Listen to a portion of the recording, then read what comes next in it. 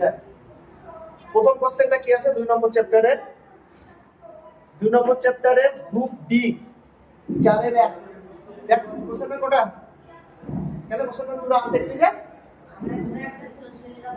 হ্যাঁ তো ঠিক আছে তাহলে অঙ্কটাই বলে দিই ঠিক আছে অঙ্কটা বলে দিচ্ছি পেজ নাম্বার হচ্ছে 179 বলছে হাইড্রোজেন পারঅক্সাইডের বিয়োজনে জল ও অক্সিজেন গ্যাস উৎপন্ন হয় কি বলছে হাইড্রোজেন পারঅক্সাইড আমি লিখছি না সংকেত লিখছি একবারে হাইড্রোজেন পারঅক্সাইডের বিয়োজনে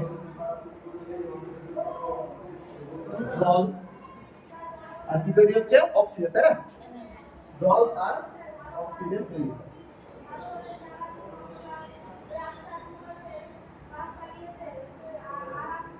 তাহলে বলছে যে 6.8 গ্রাম হাইড্রোজেন পারঅক্সাইডের সম্পূর্ণ বিয়োজনে যে পরিমাণ অক্সিজেন গ্যাস উৎপন্ন হয় তার ভর এসটিপিতে নির্ণয় করো বলছে 6.8 গ্রাম লিখে নিতে হবে বল দেখে কি হবে সাথে 6.8 গ্রাম H2O2 এর বিয়োজনে কি আছে কতটুকু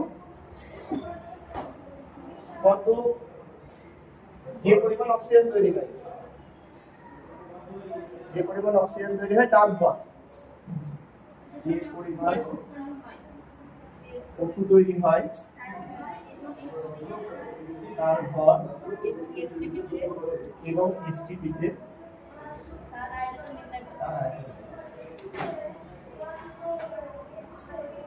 তাহলে প্রথম অঙ্ক আমি করিয়ে দিই একটুখানি ঠিক আছে প্রথম অঙ্ক বলতে তোরা পারবি আশা করি বিগড়াটা লিখে দিলে তোরাই পারবি করতে তাহলে সলিউশন ঠিক আছে H2O2 এটা ভেঙে গেলে কি তৈরি বলছে জল আর অক্সিজেন তৈরি তাই তো এটা নামটা আমরা ওখানটাতে লিখে নিই মনে রাখো হাইড্রোজেন পারঅক্সাইড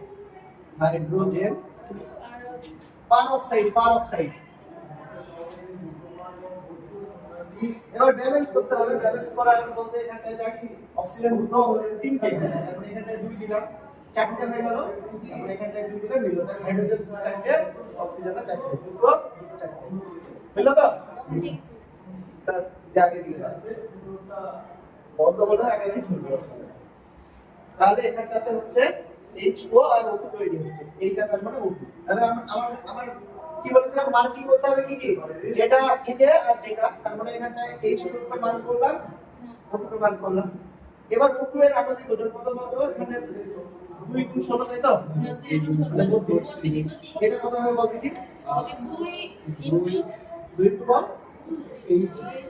H কত মানে 3 হবে আরে এই দুটো নাই ঘর তাহলে 1 প্লাস অক্সিজেন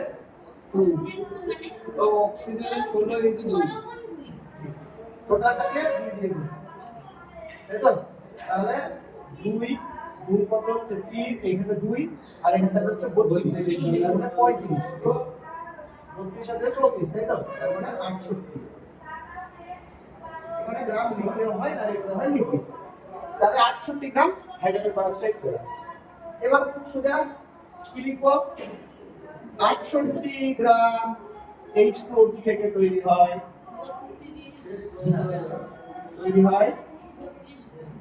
32 গ্রাম অতএব 1 গ্রাম থেকে এটা H2O টা লিখবো এটা তৈরি হয় কত 32 বাই 68 তাহলে ওদের কত আছে অঙ্কে 6.8 গ্রাম 6.8 গ্রাম H2O থেকে তৈরি হয় আর 6.8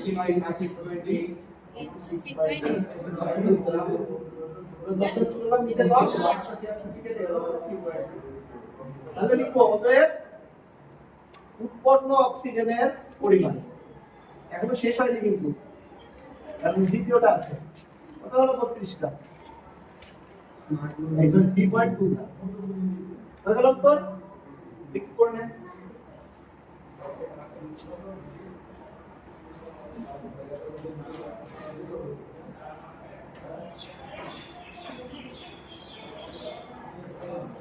শুধু সলিউশনটা করে দিই দাও লিখে দাও লিখে দাও সেটা তো এটা কোশ্চেনটা করতে হবে না সলিউশনটা তাই যে কোশ্চেন ব্যাংক আছে এটা কোশ্চেন ব্যাংকের দ্বিতীয় পর্যায়ক্রমিকের 2 নম্বর স্কুলের গ্রুপ ডি 4 এর 1 এর কোশ্চেনটা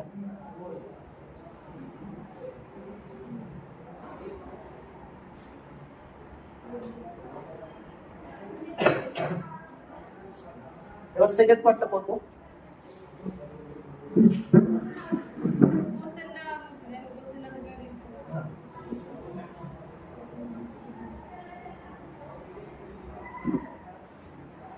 এবার সেকেন্ড পার্ট করতে দেন। এখানটাতে 1 গ্রাম মোল বা 1 গ্রাম মোল অক্সিজেন সমান কত 32 গ্রাম সেটা লিখুন। 1 গ্রাম মোল বা 1 মোল কি বলেছে এগুলো সিমিলার নামগুলো মনে রাখবেন বা 1 গ্রাম মোল তিনটাই একই জিনিস মাথার মধ্যে ঢুকে নেব তিনটি একই জিনিস তাহলে এইটা এত O2 সমান সমান কত 2 গুণ 32 এই 2 গুণ 16 তার মানে 32 গ্রাম O2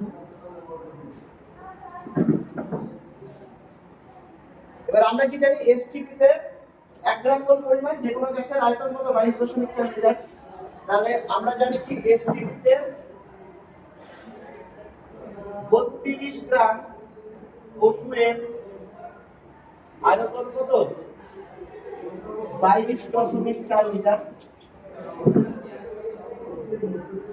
অতএব 1 গ্রাম O2 এর আয়তন 22.4 বাই কত হবে 32 100 লিটার আর কত আছে তোর 3.2 গ্রাম O2 এর আয়তন 22.4 বাই 32 ইনটু 3.2 দশমিক করলাম নিচে 10 এটা কেটে গেল তারপরে কত হবে 2.24 লিটার হয়ে গেল উত্তর ডান অবশেষ তারপর একটা বইয়ের অঙ্ক সেই ধাতব কার্বনেট পড়লাম কদিন আগে দেখছি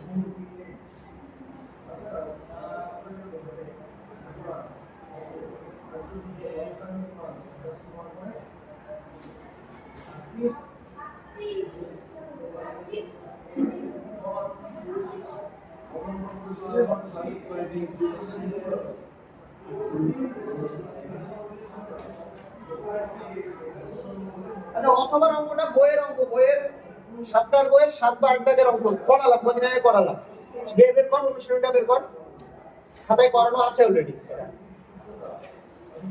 7টার বইয়ের অনুশীলনটা বের কর এই যে দেখ কোন ধাতব কার্বনেটের 200 গ্রামকে উত্তপ্ত করলে 112 গ্রাম ধাতব অক্সাইড এবং একটি গ্যাসীয় যৌগ উৎপন্ন হয় গ্যাসীয় যৌগটির বাষ্প ঘনত্ব 22 তাহলে বিক্রিয়াটিতে কত মোল গ্যাসীয় যৌগ উৎপন্ন হবে দেখ কত অঙ্কটা 7 এর অঙ্ক বলো 7 বা 8 এর অঙ্কটা হবে বেশ তারপরেরটা তাহলে চলে আসবো আস্তে 4.2 এর কোশ্চেনটা দেখ দেয়া আছে পিতল এবং লোহার দ্বিধাদ্রব্য পাককে উত্তপ্ত করে শীতল করা হলে কি পরিবর্তন হবে এবং কেন আমরা থিওরির কোশ্চেন তাহলে পেজ নাম্বার লিখবো তাপ চ্যাপ্টার বের কর তাপ চ্যাপ্টার ফার্স্ট পেজ শেষ করে দ্বিতীয় পেজের উপরের দিকে আছে দ্বিধাদ্রব্য পাক রিমেডিং ফার্স্ট পেজ শেষ করে দেখ দ্বিতীয় পাতার উপরের দিকে আছে এবং এইটা এই যে দ্বিধাদ্রব্য পাককে উত্তপ্ত করে শীতল করা হয় এটা দেখ বক্সের মধ্যে আছে দ্বিধাদ্রব্য পাকের প্রয়োগ ওখানে তো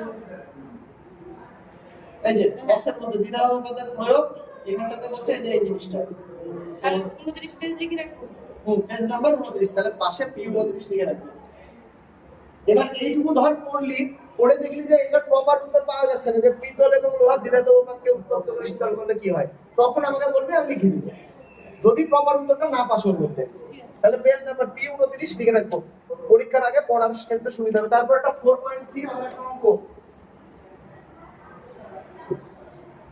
বুঝছো এটা নিশ্চয় বুঝছো তাই বলছে চলতরিতের অঙ্ক বলছে একটা তারের মধ্যে দিয়ে 1 অ্যাম্পিয়ার তড়িৎ প্রবাহ 30 মিনিট ধরে চললে যদি 180 জুল তাপ চলবে বলছে কোন একটা তারের মধ্যে দিয়ে 1 অ্যাম্পিয়ার তড়িৎ প্রবাহ চলবে হচ্ছে 1 অ্যাম্পিয়ার তড়িৎ প্রবাহ 30 মিনিট ধরে চললে তাপ উৎপন্ন হয় কত জুল বলা হচ্ছে দেখো 180 জুল তাপ উৎপন্ন হয় বের করতে বলেছে প্রান্তীয় বিভব প্রভেদ কত হবে প্রান্তীয় বিভব প্রভেদ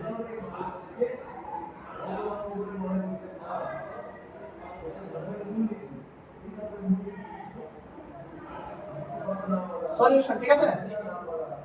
উপর থেকে করবো এখানে, উপরটা মুছবো, থাকে এখানে অঙ্কটা কিছু নিচ থেকে শুরু করি।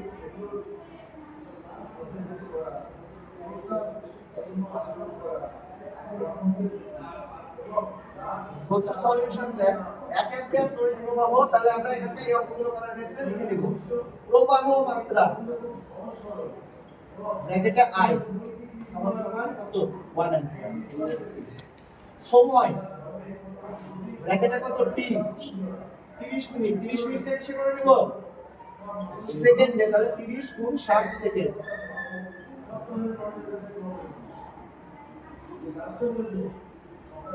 আর একটা কি বলছে উৎপন্ন তড়িৎ শক্তি, মানে তড়িৎ শক্তি বলছে তাপ শক্তি, তাপ শক্তি কি ব্র্যাকেটে বড় H সমান সমান 180 জুল।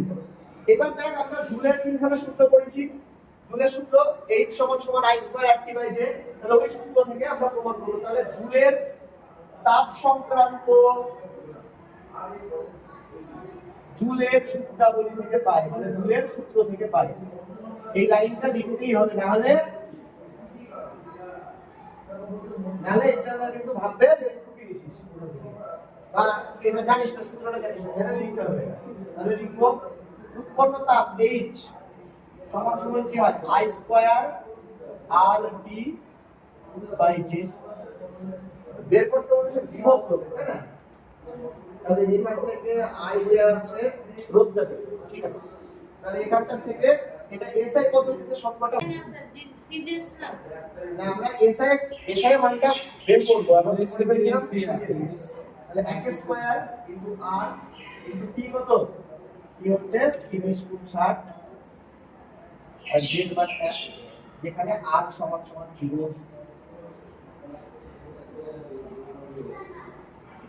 বা H কত 180, না একবারে দিচ্ছি, আর এখানে আমরা 180 টাই লিখে দিই। তাহলে R সমান সমান কি হচ্ছে 180 গুণ 30 গুণ 60 বাই কত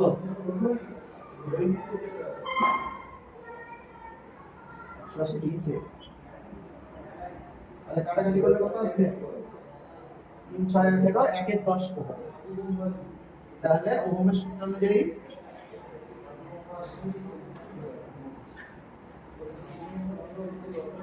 ওহমের সূত্র অনুযায়ী V সমান সমান IR, মানে 1 অ্যাম্পিয়ার গুণ 1 এর 10 ওহম, 1 এর 10 এটা কি হলো ভোল্ট, তার মানে 1 এর 10 ভোল্ট মানে কত মিলিভোল্টে উত্তর দিয়েছে, তার মানে 1 এর 10 কে 1000 দিয়ে গুণ 100 মিলিভোল্ট 100 মিলি, এটা হচ্ছে উত্তর। এই জায়গাটাতে উল্টা যেখানটাতে হয়েছিল আমরা সিজিএস এর সূত্রটা বসিয়ে দিয়েছিলাম, ওটা উল্টো পাল্টা হয়ে গেছিল, 0.24 যেটা ওটা হচ্ছে সিজিএস এর ক্ষেত্রে, এসআই এর ক্ষেত্রে যে সমান সমান 1। দেখ পরের অঙ্কে চলে যাব, সমান্তরাল সমবায় শ্রেণী সমবায়ের অঙ্ক। দুটো অজানা রোধকে শ্রেণী সমবায়ে আর সমান্তরাল সমবায়ে, পরের অঙ্কটা এখানে এটা বলছি, ঠিক আছে?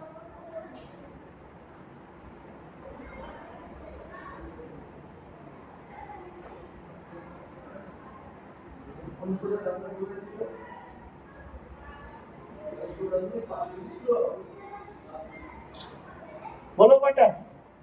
দুটো অজানা রোধকে শ্রেণী সমবায়ে আর সমান্তরাল সমবায়ে যুক্ত করবে। কত নম্বর এটা? 4 এর এটার অথবা, তাই না? 4 এর 3 এর অথবা বলছে দুটো অজানা মানের রোধকে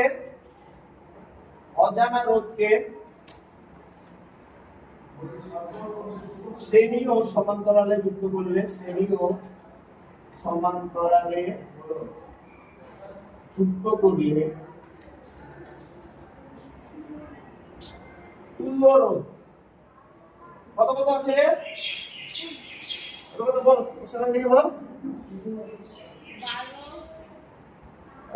12 ওহম আর 5/3 ওহম, 12 ওহম ও 5/3 ওহম, তাহলে রোধ দুটির মান, তাই তো? হ্যাঁ রোধ দুটির মান নির্ণয় কত, ঠিক আছে? তাহলে সলিউশন মনে করি অজানা রোধ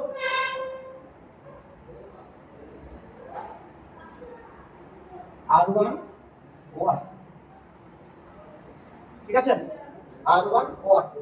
তাহলে প্রথমটাতে শ্রেণী সমবায়ে R1 প্লাস R2 সমান কত? 12। আর সমান্তরালে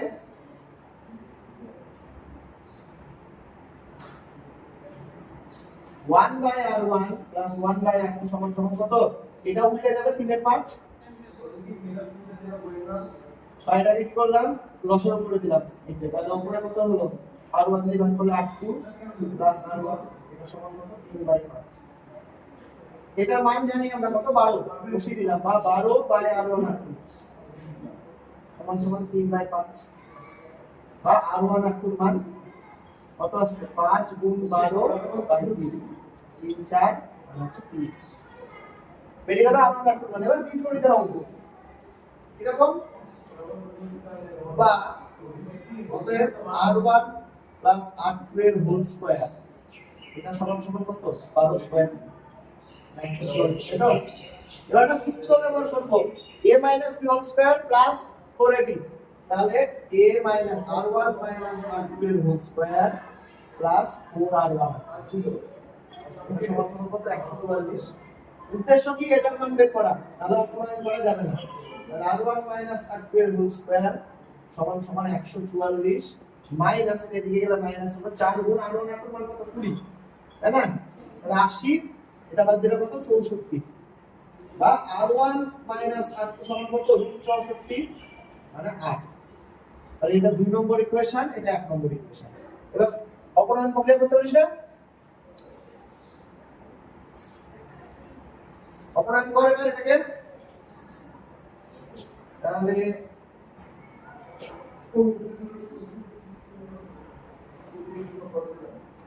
মনে করি R1 প্লাস R2 সমান কত?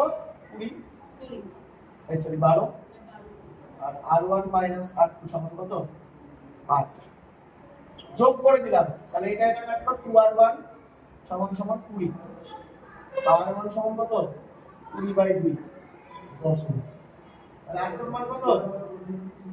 এখানে বসিয়ে দিলাম 12 বিয়োগ 10। তাহলে অজানা রোধ দুটির মান 10 ওহম আর 2 ওহম। ঠিক আছে,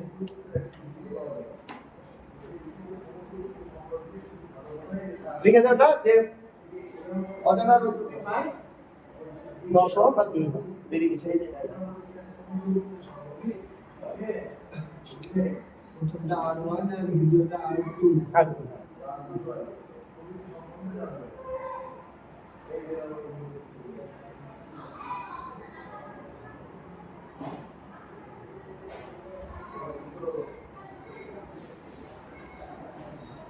তাহলে লিখবো অজানা রোধ দুটির মান আর 10 ওহম ও 2 ওহম।